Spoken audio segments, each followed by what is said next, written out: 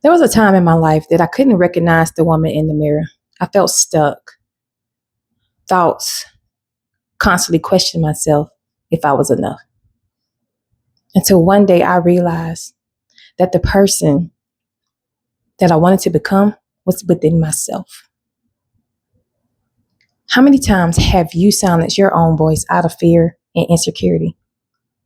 But what if I told you that you have the ability to overcome self-doubt and fear and to become the person that you are supposed to be? It is your God-given ability.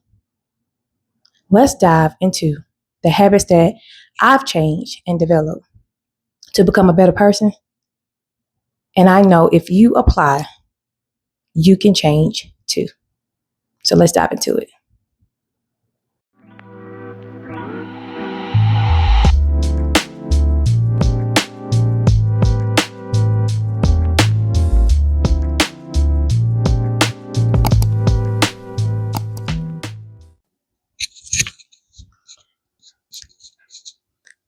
Welcome back to Self-Love Sanctuary. And if you're new here, welcome. So let's just get right into it. So let's take a moment to reflect. The first thing and the habit that I developed was self-awareness. So I want to take you down this road and I want you to reflect as well. So what was holding you back, or what is holding you back from being a better person? Is procrastination stopping you from achieving your goals or becoming a better person? Or what about walking in fear? Fear that you're going to fail, so you just choose not to do. You have to become self-aware of who you are and why you feel the way you feel in order to be able to create better habits to becoming a better person. So the next thing I want to discuss is another habit that I've created that has helped me. And that was shifting my mindset.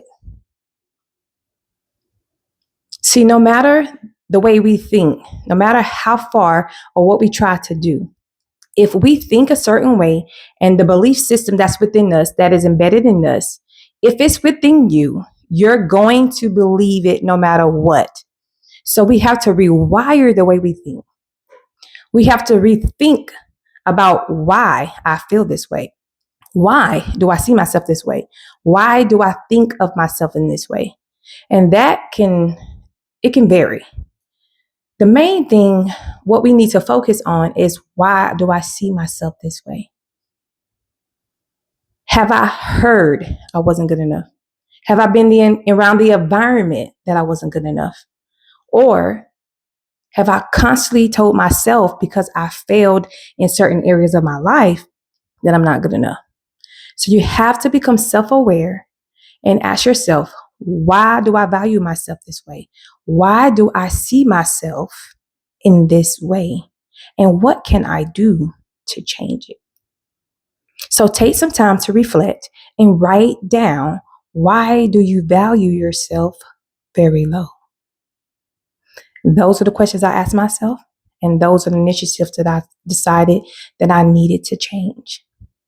And I was able to change those things by rewiring my brain to think different of myself, to know that I am valuable, that I was enough, and to rewire the things and the things I said and the way that I thought about myself. I began to speak life unto myself. I was beginning to say the things that I can't do, I am capable of learning. There's a doors or opportunity for me if I just adjust and learn how to. So you have to rewire your brain. I know a lot of us say speak affirmations. I know a lot of us say speak life, and you do. You have to speak life. But most importantly, you must rewire your brain to believe that it is true. And if you can't, you got to find out why you can't believe in yourself. So the second habit that I developed was setting clear intentions. Why am I doing this? What is the purpose? What does it mean to be a better version of myself? What is it that I'm doing that is causing me to fail? What is it that I'm doing or thinking that is causing me not to be a greater version of myself? Am I around toxic people? Am I being influenced by toxic behaviors? Did I grow up thinking this way? Did my parents think this way? There's so many factors to this. But like I said, you cannot outrun your belief system. So in order for you to move forward, set clear intentions on why you want to become a better person. And navigate that through writing down a plan and creating a blueprint for you that you can follow and practice. So basically what I'm saying is adopting a new mindset. You have to shift the way that you think. Ask yourself, why do I think so low of myself? Did my parents tell me that? Did society tell me that? Am I comparing myself to society? Am I comparing myself to other women? Do other women look prettier than me? Do other women look smaller than me? Do they have things that I don't have? There's so many factors when it comes to women on how we compare ourselves to other women, but not within our own self. We choose to be, I guess, in a place of competition, if I can be honest. If we can be transparent for a moment, we usually compare ourselves to other women. And then we try to define how we see ourselves through other women and what they have and what I don't have and what you have and what I don't have and what I want to be and what I don't feel is necessary that I can be capable of becoming. So we do that. So either we're greater than, less than, or equal to. But that is not how you define who you are. So we will have to basically shift the mindset and grow a new mindset that I am who I am. And I should love who I am. And if there's things that you don't like, change them. If there's a certain way you don't look, change it. If you feel that you need to lose weight, change it. If you feel that you're not good enough, change the way that you think. So rewiring your mind, shifting the mindset to no longer I can't, but I will learn, I will grow, and then I will succeed. So we have to create a mindset that we no longer don't feel beneath other people, but value yourself in the way that you supposed to value yourself and stop wondering, are you good enough? So the next thing that I had to develop was challenging my beliefs. I grew up knowing that my family loved me, but my family did not know how to express love. I knew that they would do their best, it's particularly my mother. I knew that she would do her best. I knew that she would try to go out the way to make sure we had what we could, even through struggles, even through losing, even through multiple times of moving or not having enough food on the table, etc. I'm sure most people can kind of think about the fact of what I'm saying and kind of agree and have even experience it themselves. So limiting, will I struggle? Will I not have enough? Because my mother didn't have enough, will I not have enough? Am I worthy to have enough? Those are a lot of things that we constantly think of ourselves. And we have to ask ourselves, what is it that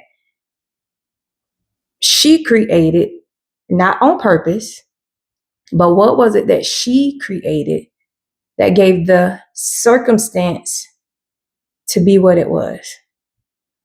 And we have to go back and relearn how to break those generational curses, which basically is habits and behaviors that will prohibit us from becoming our better version of ourselves. So it's not about because mama did it, I can do it. Or that's what I saw. That's who I am, because that's not true. So rewire your brain. I keep going back to the mindset because everything starts in the mind. The biggest enemy is our mind. The biggest enemy is our thoughts. So if we rewire the way we think, there's 9 times out of 10 that you will actually begin to see growth, because I am choosing to reshift the way I think. Another habit that I had to learn was to surround myself with like-minded people. I wanted to be around people that was like me, that thought like me, or where I was heading.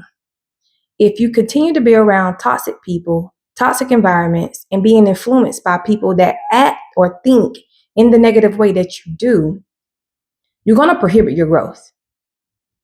So you have to remove yourself from environments and from people and from old places and old habits and things that will contribute to you not growing, but continue to contribute to you being the old version of yourself. So you have to remove yourself in order to grow and move forward. Okay? That is number one. There's an old saying that we all are familiar with. I can tell you who you are by the company you keep. And if you're not that person, then why are you associating yourself with those people? If that is not where you want to be, then why are you in that environment? So there's pretty much, we have to question ourselves. That's why I said this is a moment of reflection. And the most important thing is practicing self-compassion. We must get to a place that we love ourselves and we trust ourselves enough to make the better decisions for us. Look at your mistakes as opportunity to learn and to grow. Stop doubting yourself. Stop treating yourself wrong. Stop thinking negative of yourself. Stop saying you're a failure because you make mistakes, and take the time to reflect and analyze, why am I continuing to make the same mistakes? And what can I do differently? So take those necessary steps and write down every self-reflection in every area that I spoke about today. And then create a plan, set a goal, and take action. Continue to develop habits that will contribute to your growth. Cut ties and cut roots with things that will hold you back. And definitely know your why and your purpose in order for you to maintain motivation. So I'm going to leave you with this. Small actions leads to big changes. So celebrate every small win. Continue to speak life unto yourself and continue to practice becoming the person you want to be. I challenge you to write down your vision and make it plain. Though it may tarry, it shall surely come to pass. Speak life unto yourself and go for it. I know that it's possible because you're looking at, this is my testimony to you.